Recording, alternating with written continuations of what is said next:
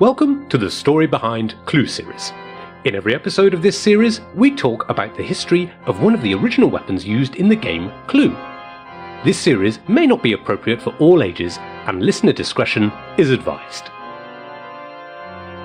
The weapon we're talking about in this episode is probably the most ubiquitous of the Clue weapons. While its original intent may have been for utility purposes, the number of ways it could be used for murder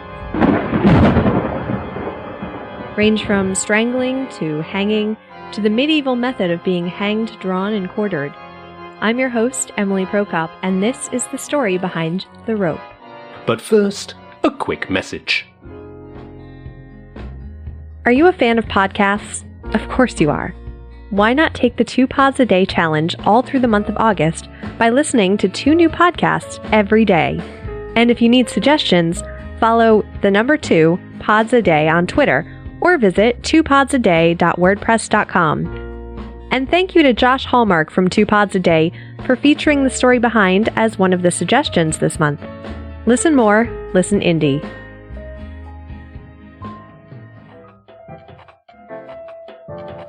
With the invention of the rope came the ability to pull heavy objects incapable of being lifted, or as a means to catch wild animals in nets for food or fur. The invention of the rope is lost in history, but there is evidence as far back as 17,000 BC Egypt of its use. In the Middle Ages, rope making became more of a secret art form. In fact, not much is even written about rope making, because of how secret rope makers were about their craft. One of the reasons for the demand of rope was for ships exploring the world at the time. Before then, it was easy enough to weave shorter ropes with materials such as animal hide, plants, or wood. But as time went on, stronger and longer ropes were needed. Ropes weren't just used for work or nets for catching food. In the 1600s, Egyptians began using rope for a form of entertainment, which spread to Europe and eventually the United States. This entertainment was jump roping, which saw a resurgence in the mid-20th century, with the emphasis to get kids away from the newfangled television and outdoors more. Sounds familiar, right?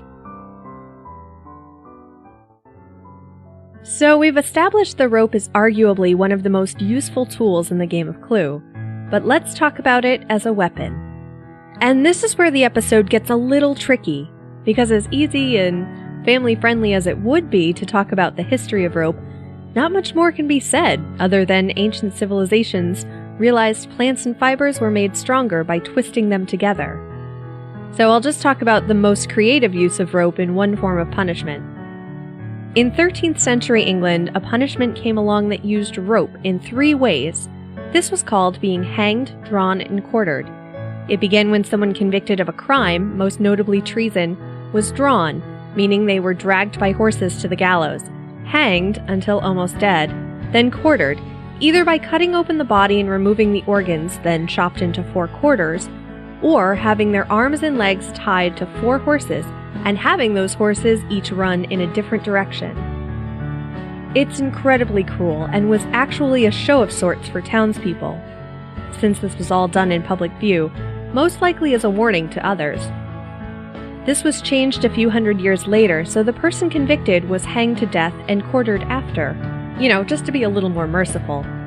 By the way, I don't think I discussed it in the story behind lucky numbers, but one story of why the number 13 is considered unlucky is because the typical hangman's knot in a noose involves 13 turns of the rope.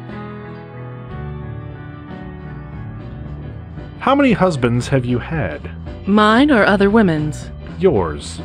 5. 5? Yes, just the 5. Husbands should be like Kleenex, soft, strong, and disposable. The character of Mrs. White, portrayed in the movie by the late Madeline Kahn, was blackmailed for possibly killing at least 2 of her 5 husbands. She used the rope to murder a vet in the billiard room. Mrs. White in the game, however, was mostly shown as a maid or housekeeper, and in the updated version, she has been replaced by Dr. Orchid, but Mrs. White is not forgotten. As part of her backstory, Dr. Orchid was expelled from a private school in Switzerland, only to be homeschooled by Mrs. White. According to Hasbro, the makers of the current game, Mrs. White needed an update. And it may have been in part because of a Change.org petition in 2016 to give Mrs. White a medical degree, changing her name to Dr. White. Funnily enough, in the original game invented during World War II, the character was originally supposed to be Nurse White. But we'll get to that in the story behind Clue, the game. You were jealous that your husband was stooping a vet. That's why you killed him too. Yes, I did it. I killed Yvette. I hated her so much. So much. So much. The flames. Flames on the side of my face. On the side of my face. Breathing. Breath. Heaving breaths. Breathless breathing. Heaving. Heaving breaths. Breathing. Heaving.